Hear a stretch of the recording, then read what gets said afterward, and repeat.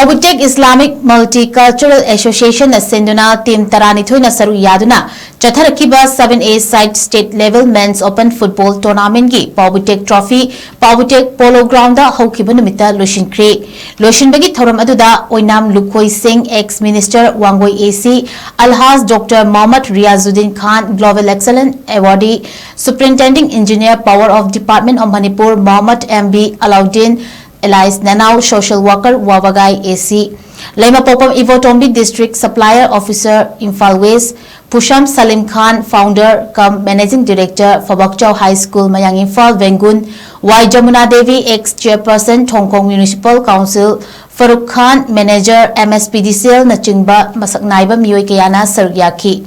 Pawbutek Trophy ki final match ta Boni FC na PICMA FC Pawbutek pu goal aniga amada thoikre amadi makok wathang mana mathumsu yenthokhi